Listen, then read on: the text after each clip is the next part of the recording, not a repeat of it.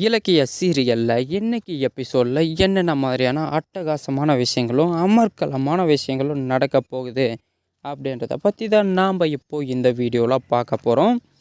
இப்போ தான் நீங்கள் ஃபஸ்ட் டைம் நம்ம சேனலை பார்க்க வரீங்க அப்படின்னா மறக்காமல் லைக் பண்ணுங்கள், ஷேர் பண்ணுங்கள், சப்ஸ்கிரைப் பண்ணிவிட்டு பாருங்கள்.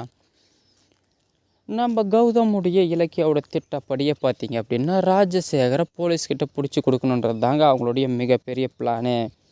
அதுக்கான எல்லா பிளானும் போட்டு போலீஸையும் வர வச்சிட்டாருங்க நம்ம கௌதம். நம்ம ராஜசேகர் என்ன அளவுக்கு கெஞ்ச முடியுமோ அந்த அளவுக்கு கெஞ்சி பார்த்துட்டாருங்க. ஆனால் கௌதம் பார்த்தீங்க அப்படின்னா பாஷா பட கிளைமேக்ஸில் வர ரஜினி மாதிரி உன்னை நான் இதுக்கு மேலேயும் மன்னிக்க நான் உன்னை முட்டாள் கிடையாதுடா அப்படின்னு சொல்லிட்டு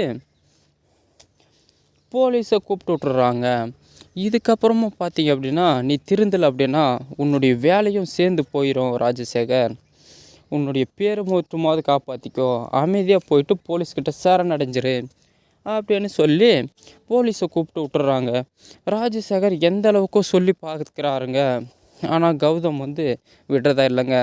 ராஜசேகர் போகிறதுக்கு முன்னாடி பார்த்தீங்கன்னா சவால் விட்டு போகிறாருங்க. இனிமேல் எனக்கு யாருமே பகையாளனே கிடையாது, ஆனால் இதுக்கப்புறம் நீ மட்டும்தான் எனக்கு பகையே அப்படின்னு சொல்லிட்டு கிளம்பி போயிடுறாருங்க.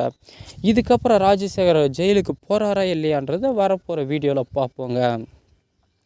நம்ம இலக்கியா பார்த்திங்க அப்படின்னா அவளுக்கு இருக்கிற சந்தோஷத்தில் நம்ம ஜானகி அத்தைக்கு ரேவதி அத்தைக்கு போனை போட்டு கௌதம் எப்படியோ எல்லா விஷயத்துலையுமே சக்ஸஸ் ஆகிட்டாருங்க. சாயில் டெஸ்ட்டில் ரிப்போர்ட்டு வாங்கியாச்சு, இதுக்கப்புறம் நாங்கள் தொழில் ஆரம்பித்து முன்னேற வேண்டியது தான் அப்படின்னு சொல்லிட்டு இருக்காங்க. இதை கேட்ட உடனே பயங்கரமான சந்தோஷமாயிடுறாங்க நம்ம ரேவதி அத்தை. எப்படிம்மா திடீர்னு 2 கோடி ரூபாய் பணத்தை எப்படி ரெடி பண்ணீங்க அப்படின்னு சொல்லிட்டு கேட்குறாருங்க. இதை கேட்ட உடனே பார்த்தீங்க அப்படின்னா நம்ம யார் எஸ்எஸ்கேவுடைய பணம் தாங்க எல்லாம். எஸ்எஸ்கே கிட்டேருந்தே அடித்து மறுபடியும் ராஜசேகருக்கே கொடுத்துட்டோம் அப்படின்னு சொல்லிட்டு ஃபஸ்ட்லேருந்து என்னென்னலாம் பிளான் போட்டவங்களோ மொத்தத்தையும் பார்த்திங்கன்னா ரேவதிக்கு புட்டு வச்சிடுறாங்க.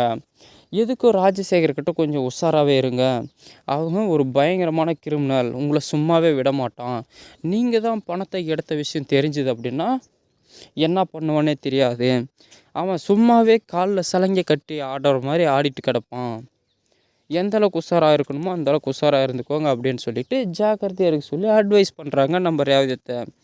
அதெல்லாம் ஒன்றும் பிரச்சனை இல்லைத்த, நாங்கள் தான் பணத்தை திருடணுன்ற விஷயம் எஸ்எஸ்கேக்கு ஏற்கனவே தெரிஞ்சிருச்சு அப்படின்ன உடனே பயங்கரமான ஷாக் ஆகிடுறாங்க நம்ம ரேவதி.